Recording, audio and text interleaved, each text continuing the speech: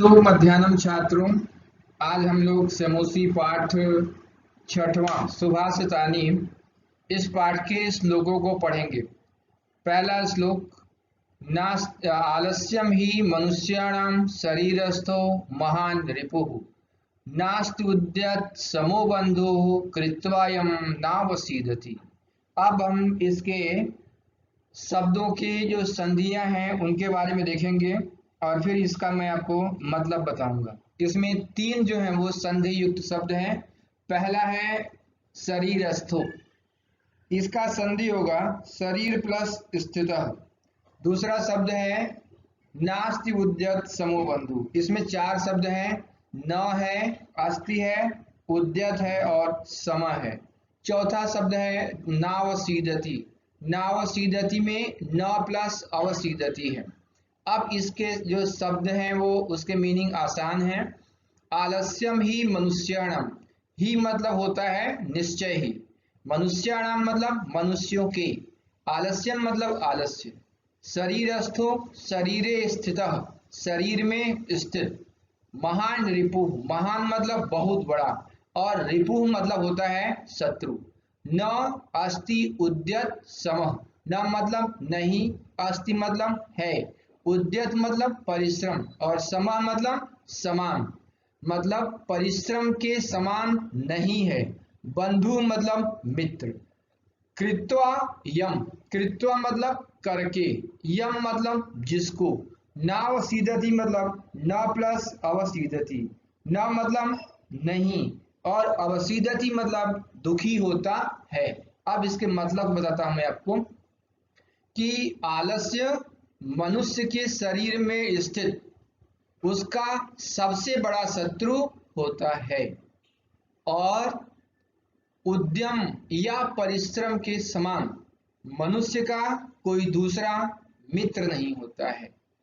यम कृत्वा, जिसको करके, मानवः मनुष्य, नावसीदति अर्थात दुखी नहीं होता है। एक बार और मतलब बता रहा हूं मैं आपको। निश्चय ही आलस्य मनुष्य के शरीर में रहने वाला सबसे बड़ा दुश्मन है। परिश्रम के समान उसका कोई मित्र नहीं है, जिसको करके वह दुखी नहीं होता है। अब दूसरे श्लोक को बता रहा हूं मैं आपको, पहले वाचन करेंगे। गुणी गुणम वेत्ति न वेत्ति निर्गुणो, बली बलम वेत्ति न वेत्ति निर्बलः, पीको वसंतस्य गुणम न वायसः, करी च सिंहस्य बलम न मूषकः। इसमें कोई संधि युक्त शब्द नहीं है, सारे शब्द आपके जो है आसान है। गुणी मतलब होता है गुणवान व्यक्ति और गुणम मतलब होता है गुण को, वेत्ति मतलब होता है जानकर, निर्गुण मतलब होता है गुण से हीन व्यक्ति, बली मतलब होता है बलवान व्यक्ति और बलम मतलब होता है बल को, निर्बल मतलब होता है बलहीन, बल से रहित व्यक्ति, पीका मतलब होता है कोयल और वायसः मतलब होता है कौवा, करी मतलब हाथी होता है और मूषका मतलब चूहा होता है। तो गुणी गुणम वेत्ति, वेत्ति मतलब जानता है, अर्थात गुणी व्यक्ति गुण को जानता है। न वेत्ति निर्गुणः, अर्थात जो गुणहीन व्यक्ति है वो गुण को नहीं जानता है। बली बलम वेत्ति, बली मतलब बलवान व्यक्ति, बलम मतलब बल को, वेत्ति मतलब जानता है, अर्थात बलवान व्यक्ति जो होता है वो बल के महत्व को जानता है। न वेत्ति निर्बलः, जो निर्बल है, जो कमजोर है, वो बल के महत्व को नहीं जानता है। पीको वसंतस्य गुणम न वायसः, पीका मतलब कोयल, वसंतस्य वसंत के, गुणम मतलब गुण को, वेत्ति मतलब जानती है। कोयल वसंत के महत्व को या गुण को जानती है, न वायसः, न कि कौवा, कौवा वसंत के महत्व को नहीं जानता है, कोयल वसंत के महत्व को जानती है। करी च सिंहस्य बलम न मूषकः। करी मतलब होता है हाथी, और हाथी सिंहस्य मतलब सिंह के, बलम मतलब बल को, वेत्ति मतलब जानती है, न मूषकः मूस चूहा नहीं जानता है। अर्थात हाथी सिंह के बल को जानता है, चूहा नहीं जानता है। अब मैं आपको फिर पूरे श्लोक का मतलब बताता हूं। गुणवान व्यक्ति गुण के महत्व को जानता है, गुणहीन नहीं जानता है। बलवान व्यक्ति बल के महत्व को जानता है, बलहीन या निर्बल नहीं जानता है। कोयल वसंत ऋतु के महत्व को, गुण को जानती है, कौवा नहीं जानता है। और हाथी सिंह के बल को जानता है, चूहा नहीं जानता है। अब हम लोग तीसरे श्लोक के का वाचन करेंगे और उसके मतलब को मैं आपको बताऊंगा। निमित्तम उद्दिश्य ही यह प्रकुप्यति, ध्रुवम सतस्य पगमे प्रसीदति, अकारण द्वेषी मनस्तु यस्य वै, कथम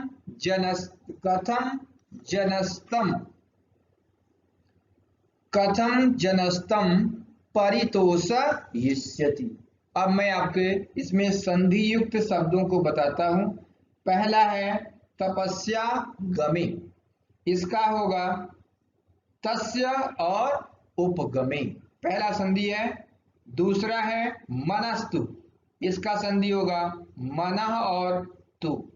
तीसरा शब्द है जनस्तम, इसका मतलब होगा जनः और तम। चौथा शब्द है उद्देश्य, इसमें होगा उत, दिस और ल्य। अब मैं शब्दों के मतलब को बताता हूं। निमित्तम मतलब होता है कारण को, उद्देश्य मतलब होता है उद्देश्य करके अर्थात ध्यान में रखकर, ही मतलब निश्चय रूप से, प्रकुप्यति मतलब क्रोध करता है, ध्रुवम मतलब निश्चय ही, सह मतलब वह व्यक्ति, तस्य मतलब उस कारण के, उपगमे मतलब होता है समाप्त होने पर, प्रसीदति मतलब प्रसन्न हो जाता है, अकारण द्वेषी, अकारण मतलब बिना कारण के, द्वेषी मतलब द्वेष करने वाला, वही मतलब है निश्चय ही, कथम मतलब कैसे, तम मतलब उसको, परितोषयिष्यति मतलब संतुष्ट करेगा।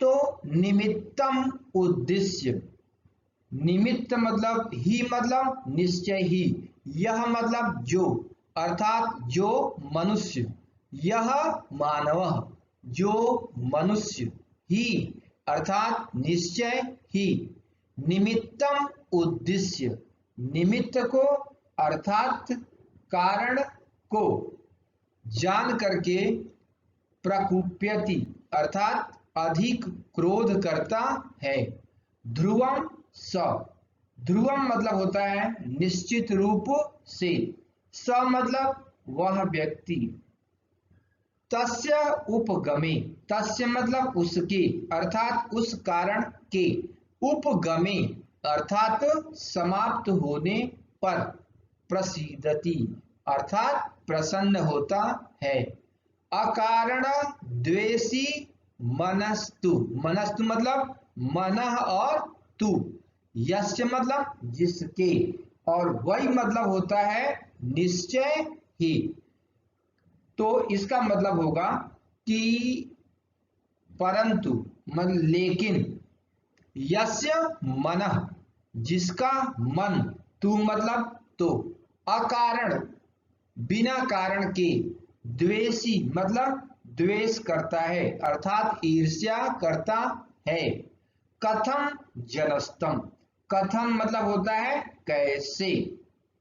कथम मतलब होता है कैसे या फिर भी। परितोषयिष्यति अर्थात संतुष्ट होता है।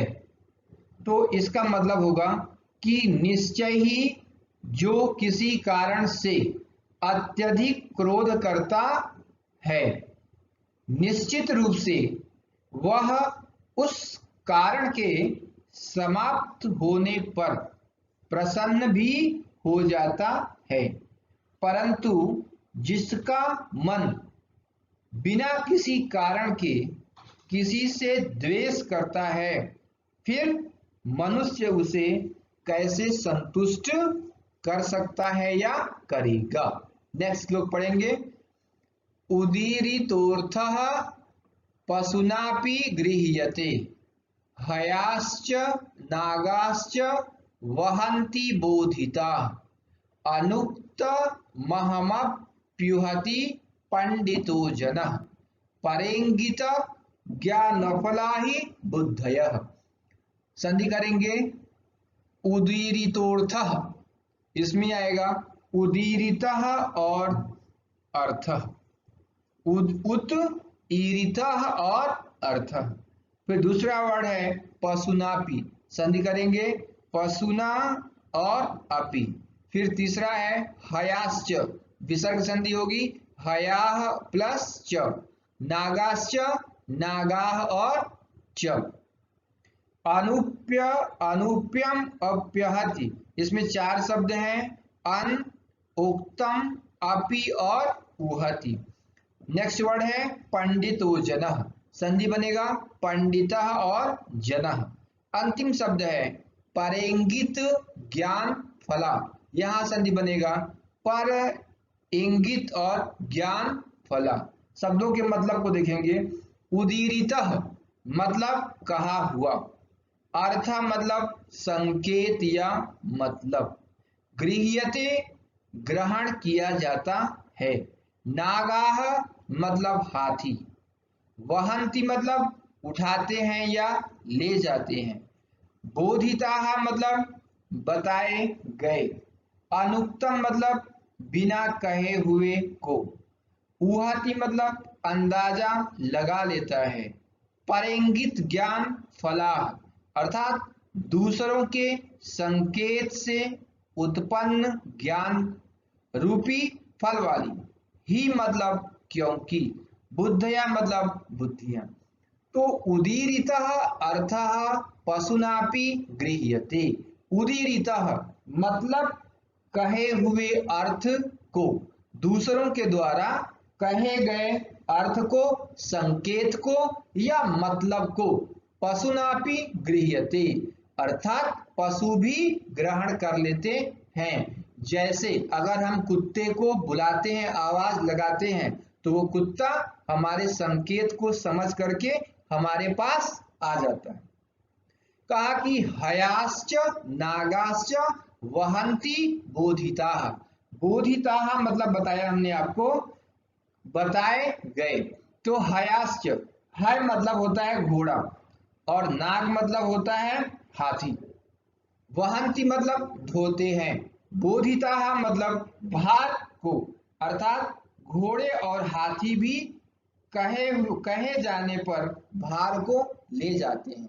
अनुक्तम अपि उहति पंडितः जनः, पंडितः जनः अर्थात विद्वान व्यक्ति, अनुक्तम न कहे जाने पर, पंडितः जनः पंडित लोग, परेंगित ज्ञान फलः दूसरों के द्वारा कहे गए बातों को समझ लेते हैं। इसका मतलब बताएंगे कि कहा हुआ अर्थ, मतलब या संकेत पशु से भी ग्रहण कर लिया जाता है, घोड़े और हाथी भी कहे जाने पर ले जाते हैं, विद्वान बिना कहे ही बात का अंदाजा लगा लेता है, क्योंकि बुद्धियां दूसरों के संकेत से उत्पन्न ज्ञान रूपी फल वाली होती है।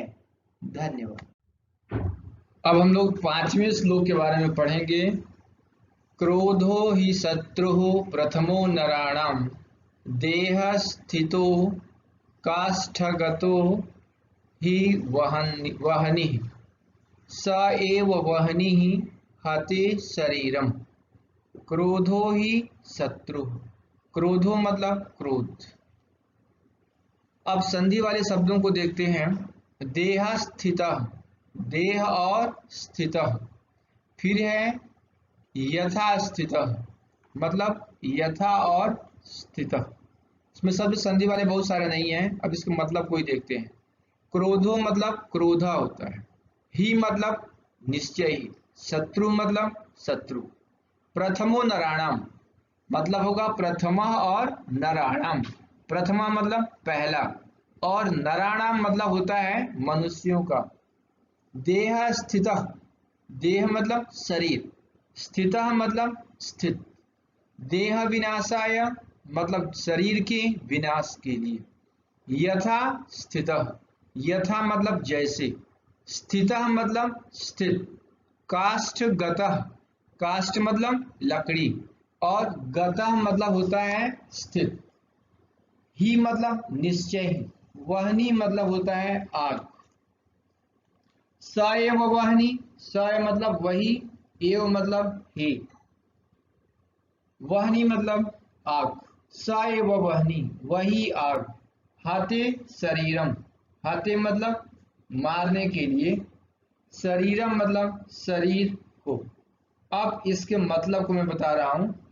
क्रोधो ही शत्रु प्रथमः नराणाम, नराणाम प्रथमः शत्रु शरीरः ही। अर्थात मनुष्य का पहला शत्रु निश्चय ही क्रोध, क्रोध होता है। देह स्थितः जो शरीर में स्थित।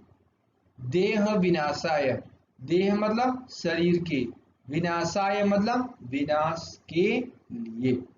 अब इसका मतलब समझते हैं हम कि क्रोध जो होता है वो मनुष्य का पहला शत्रु होता है, जो कहाँ पे होता है, शरीर में होता है। और क्या काम करता है, मनुष्य के शरीर को नष्ट करता है, अर्थात उसके विनाश का कारण बनता है। अब इसका उदाहरण समझाया एक कि यथा स्थितः काष्ठगतः ही वह्नि। जैसे काष्ठ मतलब लकड़ी में, स्थितः मतलब स्थित, वह्नि मतलब आग। जैसे लकड़ी में स्थित आग क्या करता है, लकड़ी को जलाता है। स एव वह्नि, स एव मतलब वही, वह्नि मतलब आग।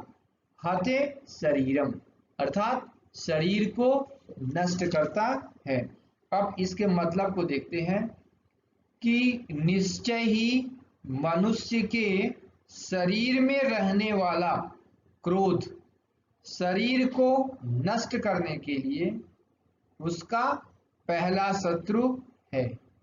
जैसे लकड़ी में स्थित आग उसे जलाने का कारण होती है, वही आग शरीर को भी जलाती है।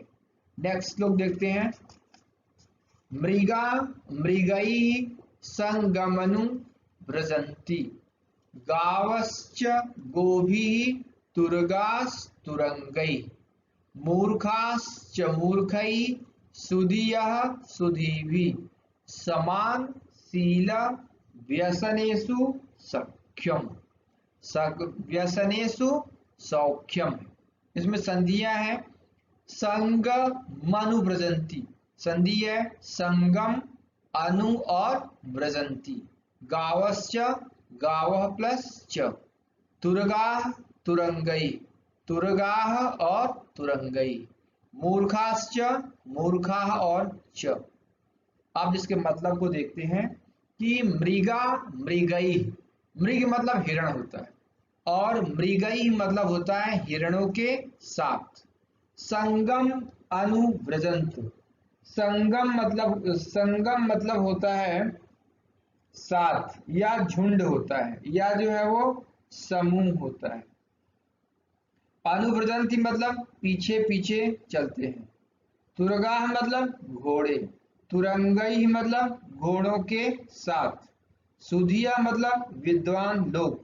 सुधी भी मतलब विद्वानों के साथ।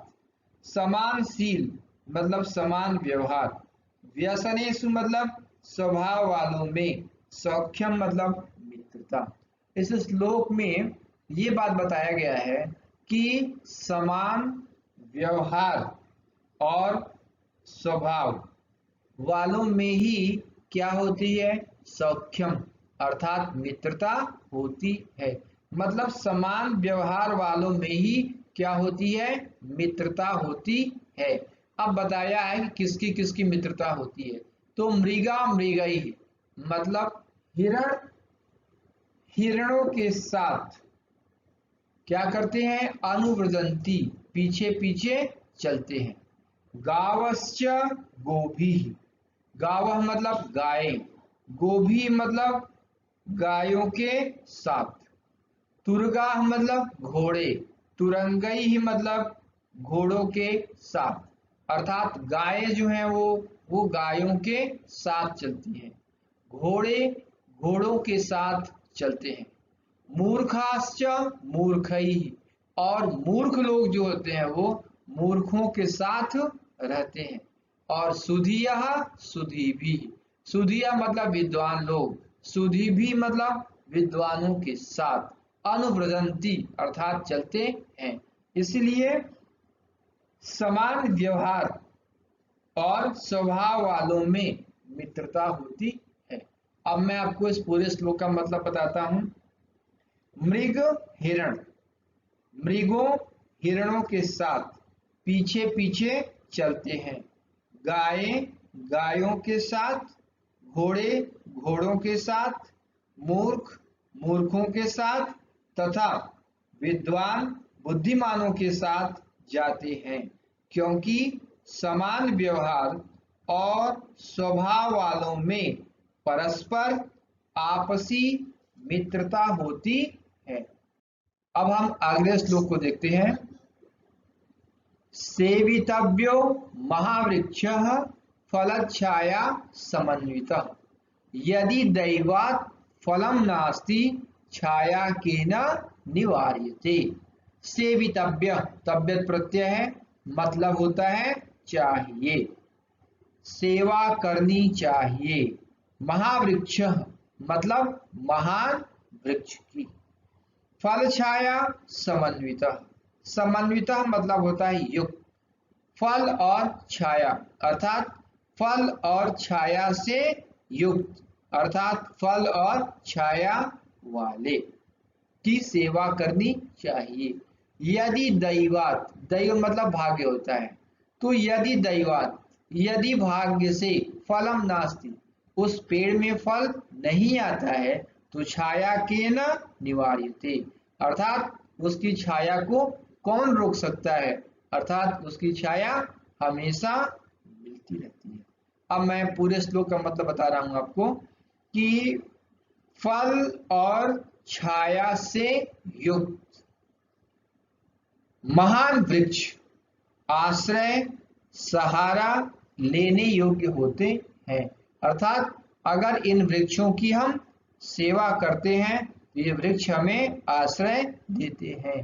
यदि भाग्य से अर्थात यदि भाग्यवश उस पेड़ में फल नहीं आए तो छाया किसके द्वारा रोकी जा सकती है, अर्थात उस पेड़ के छाया को कोई भी नहीं रोक सकता है। इसलिए हमें ऐसे वृक्ष की सेवा करनी चाहिए जिसमें फल हो और छाया हो। अगर भाग्य से छाया नहीं आया तो फल नहीं आया तो छाया हमें उस वृक्ष से अपने आप मिलती है। अगला श्लोक।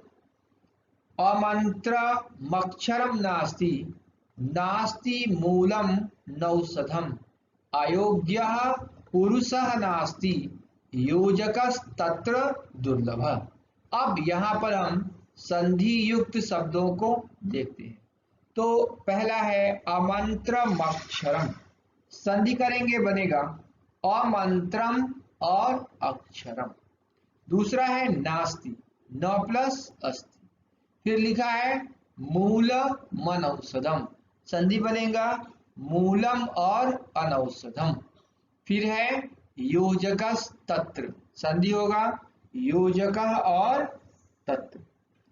अमंत्रम मतलब होता है मंत्र अर्थात विचार, विचार से रहित।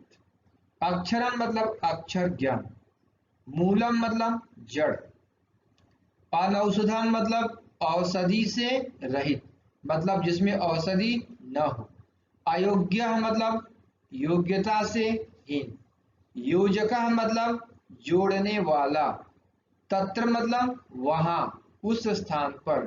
दुर्लभा मतलब कठिनाई से मिलने वाला। अमंत्रम अक्षरम नास्ति, अर्थात मंत्र से रहित हीन अक्षर नहीं होता है। मतलब कोई भी अक्षर है तो वो मंत्र अर्थात विचार से युक्त होता है। नास्ति मूल मनौषधम, मूल मतलब जड़ होता है, तो जितने भी जड़ होते हैं वो औषधियों से हीन नहीं होते हैं, अर्थात उनमें औषधियां होती हैं। अयोग्य पुरुषः नास्ति, और पुरुष जो है वो योग्य, योग्यता से हीन नहीं होता है, अर्थात उस इंसान में कोई ना कोई योग्यता होती है। तो योजकस तत्र दुर्लभ, वहां गुणों को वस्तुओं और व्यक्तियों से जोड़ने वाला दुर्लभ होता है, अर्थात चाहे मंत्र हो या जड़ हो या पुरुष हो, उन सब में कोई ना कोई गुण या कोई ना कोई उसका महत्व होता है। अब उस गुण को पहचानने वाला और उसको महत्व देने वाला, ये जो है वो बड़ी मुश्किल से मिलते हैं। अब इसके श्लोक का मतलब देखते हैं कि मंत्र से रहित हीन अक्षर नहीं होता है। जड़ जड़ी बूटियों औषधियों से रहित नहीं होती है। योग्यता से रहित व्यक्ति वास्तविक पुरुष इंसान नहीं होता है। वहाँ गुणों को वस्तुओं और व्यक्तियों से जोड़ने वाला क्या होता है, दुर्लभ होता है। अगले श्लोक को देखते हैं। संपत्तौ च विपत्तौ च महतामेक रूपता, उदये सविता रत्तो, उदये सविता रत्तो रक्ताश्चास्त तमे तथा। संपत्तौ च विपत्तौ च, संधि है महता मेक रूपता, संधि करेंगे महताम और दूसरा शब्द क्या बनेगा, एक रूपता। दूसरा शब्द है रक्ताश्चास तमे, रक्ता बनेगा, च बनेगा, अस्ति बनेगा और तमे बनेगा। तो कहा कि संपत्तौ च विपत्तौ च, संपत्तौ मतलब होता है संपत्ति में, और विपत्तौ मतलब होता है विपत्ति में, अर्थात संपत्ति आने पर और विपत्तौ अर्थात मुसीबत आने पर। महताम अर्थात महान लोगों की, एक रूपता मतलब एक जैसी स्थिति होती है। इसका मतलब ये होता है कि जो महान पुरुष होते हैं, जो श्रेष्ठ व्यक्ति होते हैं, वो संपत्ति आने पर, धनवान होने पर और विपत्तौ अर्थात धनहीन होने पर एक रूपता अर्थात एक समान रहते हैं। इसका मतलब ये है कि जो महान व्यक्ति होते हैं वो चाहे धनवान हो या गरीब हो, चाहे उनके पास पैसा हो या न हो, वो एक समान रहते हैं। उदाहरण समझाया कि उदिते सविता रक्तो। रक्तो मतलब होता है रक्तः अर्थात लाल। रक्तः चाश्च अस्त तमे। रक्तः मतलब लाल, च मतलब और, अस्त मतलब डूबने पर, मय मतलब युक्त, तथा मतलब वैसे। सविता मतलब सूर्य होता है, उदय मतलब उदय होने पर, अतः मतलब लाल अर्थात उदय होने पर सूर्य जो है वो लाल रंग का होता है। और रक्तः च और लाल ही रहता है। अस्तमय मतलब अस्त होने पर अर्थात डूबने पर। इसका मतलब ये है कि जब सूर्य उदय होता है तो भी लाल रंग का होता है, और जब सूर्य डूबता है तो भी लाल रंग का होता है। तो इससे हमें ये सीख मिलती है कि इंसान चाहे अमीर हो या गरीब हो, उसे एक समान रहना चाहिए। अब मैं आपको पूरे श्लोक का मतलब बताता हूँ। धनवान होने पर और धनहीन होने पर महान लोगों की एक रूपता, एक जैसी कार्यशीलता होती है। जैसे उदय होते समय पर सूर्य लाल रंग का होता है तथा अस्त होने के समय पर भी वह लाल रंग का ही होता है। अगला श्लोक। विचित्रे खलु संसारे नास्ति किंचित निरर्थकम। अश्वश्चेत् धावने वीरः भारस्य वहने खरः।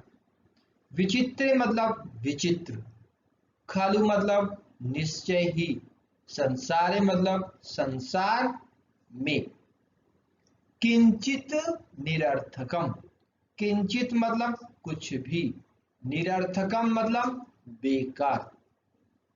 अब एक संधि युक्त है अश्वश्चेत, संधि करेंगे अश्वः और चेत।